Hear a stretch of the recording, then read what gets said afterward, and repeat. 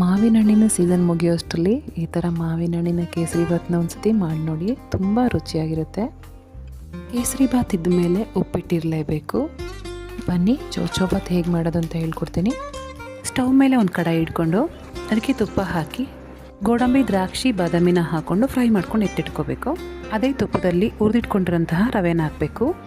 1 cup ಅಳತೆ ರವೆಗೆ 3 cup ಬಿಸಿನೀರನ್ನು ಸೇರಿಸ್ಕೋಬೇಕು. ಸ್ವಲ್ಪ ಏಲಕ್ಕಿ ಪುಡಿಯನ್ನು ಸೇರಿಸಿ ನೀರು ಇಂತ ಬಂದಾಗ ಇಲ್ಲಿ ಅರ್ಧ ಕಪ್ ಸಕ್ಕರೆಯನ್ನು ಸೇರಿಸ್ಕೊಂಡಿದ್ದೀನಿ. ಮಾವಿನ ಹಣ್ಣು ಕೂಡ ಸಿಹಿಯಾಗಿರೋದ್ರಿಂದ ಅರ್ಧ ಕಪ್ ಸಕ್ಕರೆ ಸಾಕಾಗುತ್ತೆ. ಕಲರ್ ಬೇಕಾದರೆ ಸ್ವಲ್ಪ ಕಲರ್ ಪೌಡರ್ ಹಾಕ್ಕೊಳ್ಳಿ, ಇಲ್ಲಾಂದರೆ ಸ್ಕಿಪ್ ಮಾಡ್ಕೊಳ್ಳಿ. ಇವಾಗ ಮಿಕ್ಸಿ ಮಾಡಿಟ್ಕೊಂಡಿರೋಂತಹ ದೊಡ್ಡ ಗಾತ್ರದ ಸಿಹಿಯಾದ ಮಾವಿನ ಹಣ್ಣನ್ನ ಹಾಕ್ಕೊಂಡಿದ್ದೀನಿ. ಈಗ ಮಾವಿನ ಹಣ್ಣು ರವೆ ಎಲ್ಲ ಹೊಂದ್ಕೊಳ್ಳೋ ಥರ ಹುರ್ಕೊಳ್ತಾ ಇರಬೇಕು.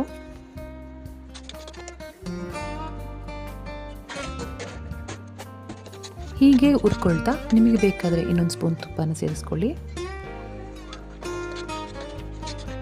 ಈ ಥರ ತಳ ಬಿಟ್ಕೊಂಡು ಬರ್ತಾ ಇದ್ರೆ ನಮ್ಮ ಕೇಸರಿ ಭಾತ್ ಪರ್ಫೆಕ್ಟಾಗಿ ರೆಡಿಯಾಗಿದೆ ಅಂತ ಅರ್ಥ. ಕೊನೆಗೆ ನಾವು ತುಪ್ಪದಲ್ಲಿ ಫ್ರೈ ಮಾಡಿ ಎತ್ತಿಟ್ಕೊಂಡಿರುವಂತಹ ಡ್ರೈ ಫ್ರೂಟ್ಸ್ನ ಸೇರಿಸ್ಕೊಂಡು ತಿರುಗಿಕೊಂಡ್ರೆ ನಮ್ಮ ಕೇಸರಿ ಭಾತ್ ರೆಡಿಯಾಗಿ ಹೋಗುತ್ತೆ. ಈಗ ಇನ್ನೊಂದು ಕಡಾಯಿ ಇಟ್ಕೊಂಡು ಸಾಸಿವೆ, ಕಡಲೆಬೇಳೆ, ಹಸಿಮೆಣಸು, ಕರಿಬೇವಿನ ಸೊಪ್ಪು ಹಾಕ್ಕೊಂಡು ಫ್ರೈ ಮಾಡ್ಕೋಬೇಕು. ಒಂದು ದೊಡ್ಡ ಗಾತ್ರದ ಈರುಳ್ಳಿನ ಸೇರಿಸ್ಕೊಂಡು ಸ್ವಲ್ಪ ಕಂದು ಬಣ್ಣ ಬರೋ ತನಕ ಹುರ್ಕೋಬೇಕು.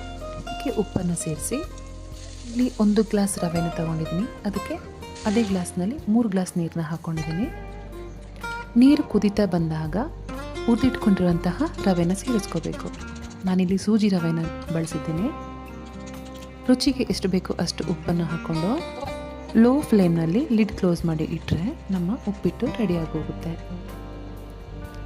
ಫೈನಲ್ ಟಚ್ ಕೊತ್ತಂಬರಿ ಸೊಪ್ಪನ್ನ ಹಾಕಿ ಸರ್ವ್ ಮಾಡಿದರೆ ನಮ್ಮ ರುಚಿಯಾದ ಮಾವಿನ ಹಣ್ಣಿನ ಕೇಸರಿ ಭಾತ್ ಮತ್ತು ಉಪ್ಪಿಟ್ಟು ಸವಿಯಲು ಸಿದ್ಧ.